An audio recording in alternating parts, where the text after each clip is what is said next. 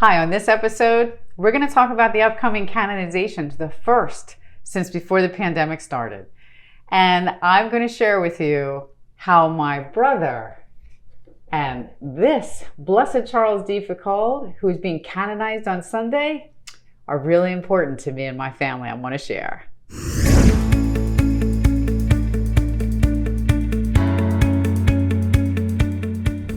Hi, Donna Ottaviano-Britt here with another episode of Joyful Disciples.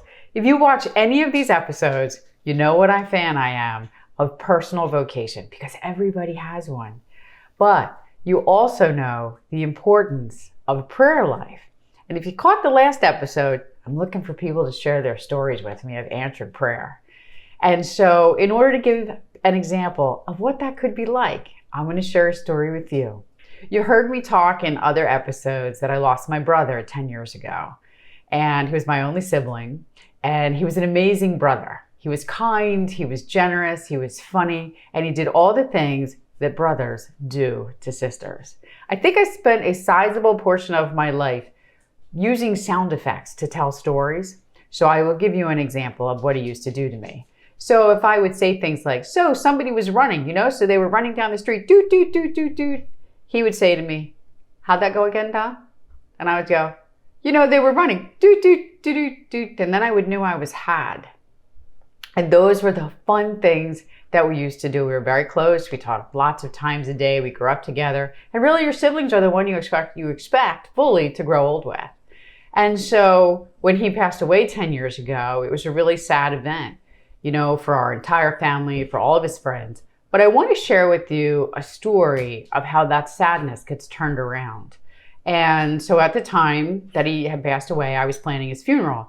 And I came across this prayer that I'd never, ever saw before, heard anyone pray before. I knew nothing about it.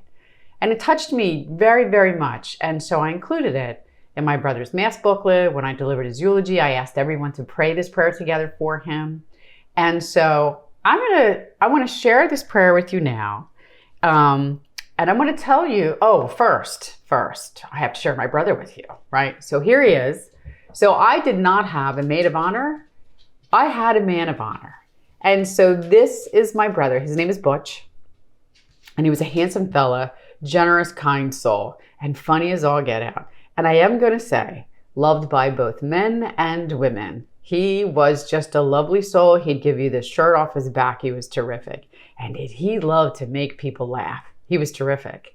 So let me tell you now, I started to tell you a little bit about the story. So I wanted you to see him, but now I want to share with you this Blessed Charles D. Foucauld, who is the author of the Prayer of Abandonment that I had found at the time I was planning his funeral.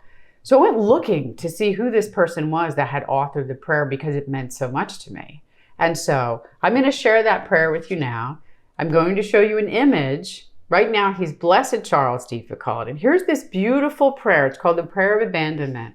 Father, I abandon myself into your hands. Do with me what you will. Whatever you may do, I thank you. I am ready for all. I accept all. Let only your will be done in me and in all your creatures. I wish no more than this, O Lord. Into your hands I commend my soul.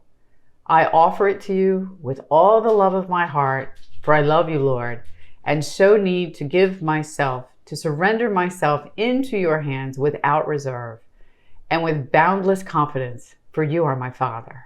It's a beautiful prayer, and it really meant a lot to me, to my mom, to members of our family. So here's the two things I want to tell you about this. So my mom doesn't travel, right? You met my mom last year at Mother's Day in one of these episodes. She's been to the Pocono Mountains, she's been to the Jersey Shore, and she went to Bermuda on her honeymoon with my dad back in 1963. Shortly before the 1-year anniversary of my brother's death, a couple of months before, she calls me up and she says, Donna, I'm going to the Holy Land. I'm like, Mom, can you repeat that? And do you even have a passport? So off to the Holy Land, my mom goes. It's not on the itinerary, but she winds up in the convent of the Poor Clares, where Blessed Charles D. Foucauld lived for a period of time in Nazareth. She doesn't know it at the time, but she's with a small pilgrimage group, And the priest who's leading it, as he's ushering them out, before he takes them out of the Poor Clares convent, he begins to pray the prayer of abandonment. Talk about tremendous comfort and answered prayer for my mom. Really just a beautiful thing to happen to her in the month of my brother's first year anniversary of his death. And so tremendous comfort coming from a blessed we had never heard of, a great prayer, a great story of this man who's going to be a saint. So let me tell you something that he said. Our entire existence, our whole being must shout the gospel from the rooftops. Our entire person must breathe Jesus. All our actions, our whole life must cry out that we belong to Jesus. And so he's this wonderful saint that you should get to know. He's a blessed, but he's about to be a saint on Sunday, May 15th. First canonization since before the pandemic.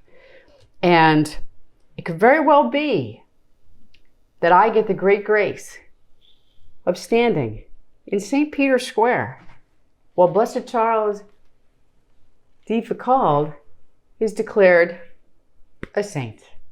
So I hope you will get to know him as we did. I hope you will love the prayer if it resonates with you. And I hope you'll share your answered prayer with me. Ciao.